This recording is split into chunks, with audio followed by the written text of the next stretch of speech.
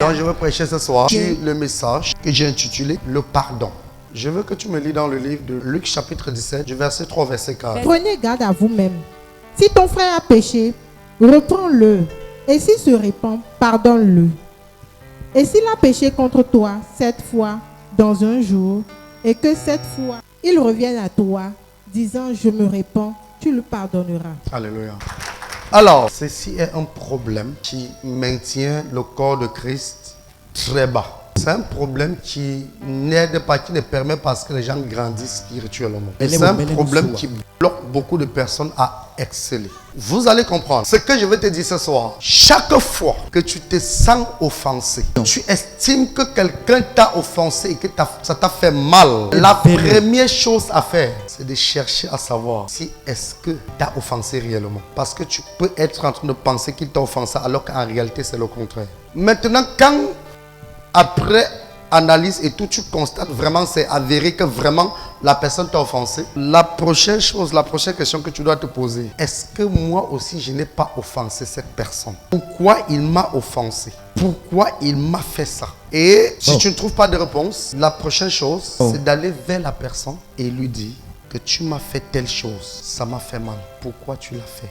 C'est pas si je parle à quelqu'un. Je vais entrer dans mon message tout à l'heure. Va vers la personne, tu lui poses la question. Tu lui dis frère ou sœur, tu m'as offensé. Pourquoi tu as fait ça? Pourquoi tu dois aller le voir? Parce que tu peux être offensé par quelqu'un alors que la personne ne sait pas qu'il t'a offensé. Est-ce que nous sommes d'accord? C'est-à-dire tu peux t'estimer offensé alors que la personne de son côté vit normalement et ne sait même pas qu'il t'a fait du mal. Et de ton côté, tu commences à souffrir, tu commences à garder des rancunes, tu commences à murmurer contre quelqu'un qui ne sait même pas qu'il t'a offensé. Parce que ce n'est pas tout ce que tu considères comme normal qui est normal pour tout le monde. Ou alors ce n'est pas tout le monde qui considère ce qui est normal comme étant normal. Parce qu'il y a des gens qui posent des actes ignorant complètement que ces actes qu'ils sont en train de poser sont des actes anormaux. Est-ce que je parle à quelqu'un? Donc si quelqu'un pose un acte contre toi et il ignore que l'acte qu'il a fait là c'est quelque chose de mauvais et tu continues, tu restes donc dans ta posture, tu serais en train de te détruire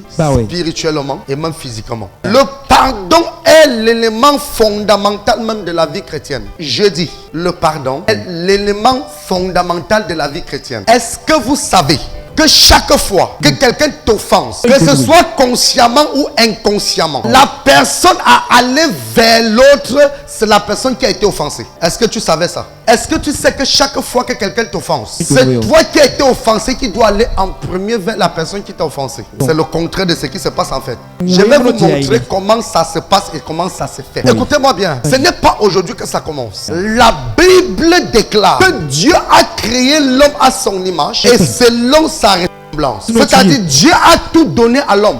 Et lui a donné des prescriptions. Et lui a donné des commandements à respecter. Mais l'homme a offensé Dieu en s'unissant, en collaborant avec Satan. Dieu a chassé Satan.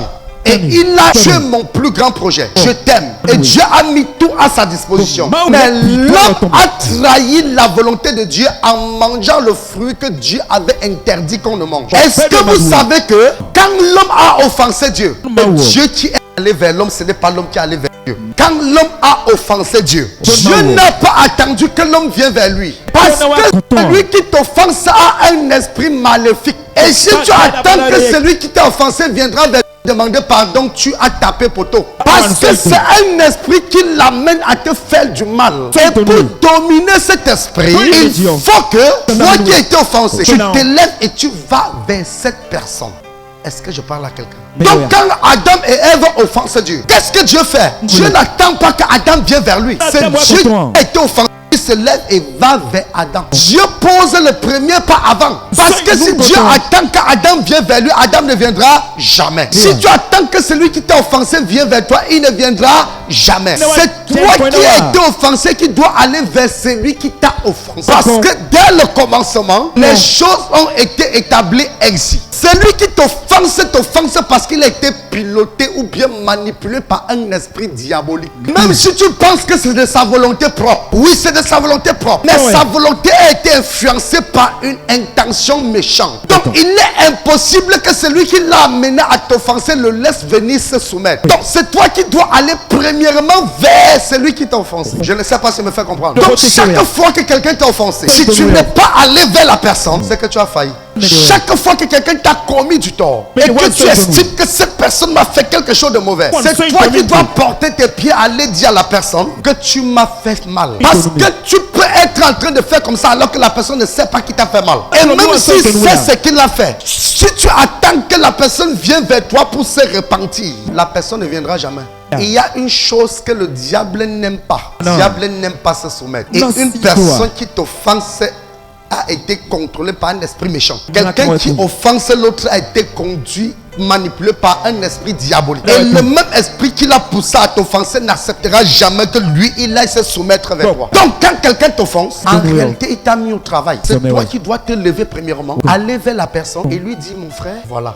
C'est toi qui dois aller vers la personne. Ce n'est pas la personne qui t'a offensé qui doit venir vers toi. Parce que si tu attends qu'il vienne vers toi, il ne viendra jamais. Demande donc à ton voisin combien de fois tu es allé vers celui qui t'a offensé. C'est moi qui ai raison. Vous-même, vous voyez ce qu'il m'a fait là. Est-ce qu'on fait ça à quelqu'un? Est-ce qu'on fait ça à quelqu'un? Il m'a fait mal. S'il ne vient pas demander pardon, il ne viendra jamais. Parce que Dieu, s'il attendait qu'Adam vienne vers lui pour se repentir, c'est que jusqu'à présent, il est toujours en train d'attendre. Il a fallu donc qu'il aille vers Adam. Et même quand il est allé vers Adam, Adam a fui. Quand quelqu'un t'offense et que tu vas vers la personne va toujours te fuir. La personne ne va pas vouloir te rencontrer. La personne va développer des résistances. La personne va développer un comportement qui met une barrière entre vous deux. C'est à toi de renverser la barrière. Et c'est exactement ce qui se passe dans le couple. Quand l'homme ou bien la femme offense son mari ou l'homme offense sa femme, c'est celui qui a été offensé qui attend que l'autre vienne dire bon, je t'ai fait. Non, c'est toi qui as été offensé qui dois initier le pas.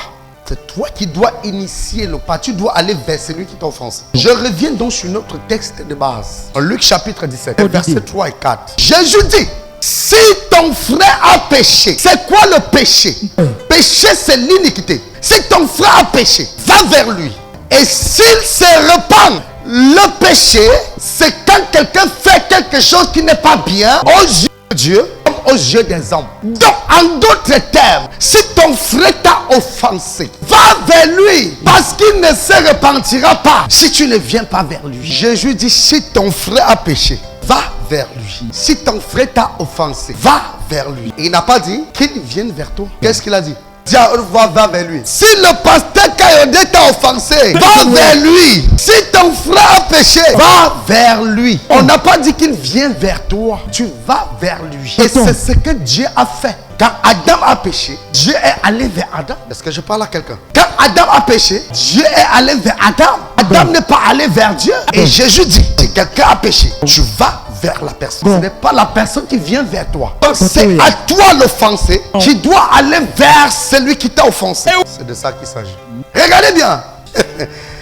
Jean chapitre 3, le verset 16. Car Dieu a tant aimé le monde qu'il a donné son Fils unique afin que quiconque croit en lui ne périsse point, mais qu'il ait la vie éternelle. La question que je m'en vais vous poser, pourquoi Dieu a donné son Fils? Pourquoi il s'est retrouvé obligé de donner son Fils? Pourquoi il a envoyé son Fils vers l'humanité? C'était parce que l'humanité avait péché contre Dieu. L'humanité avait péché contre le Père. Et il n'y avait plus de relation entre Dieu et l'humanité. Il fallait donc qu'il y ait réconciliation. Il fallait donc que celui qui a péché soit pardonné. Et qu'est-ce que Dieu fait? C'est Dieu qui est allé vers le monde. C'est pas le monde qui est venu. Tu suis venu vers Dieu. C'est Dieu qui est descendu de son trône. Il est parti du ciel, venu sur la terre. Ce n'est pas la terre qui est montée vers Dieu. Il n'y avait plus de contact. Dieu ne parlait plus. Parce que ce que vous devez savoir, le dernier prophète, avant Jean-Baptiste, s'appelait Zacharie. Et quand on parle de Zacharie, on ne parle pas de Zacharie, le père de Jean-Baptiste. Est-ce que je viens de choquer quelqu'un? Dis que je suis choqué. Quand on parle de Zacharie, on parle de Zacharie le prophète. Parce que Zacharie, le père de Jean-Baptiste, c'est Zacharie le sacrificateur. Zacharie le prophète qui a été tué entre l'autel et le portique, c'est Zacharie le prophète. Le frère de Jean-Baptiste n'a jamais été tué comme ça. Le mari d'Élisabeth n'a jamais été tué entre l'autel et le portique. Ils ont vieilli, ils sont morts. Est-ce que je parle à quelqu'un?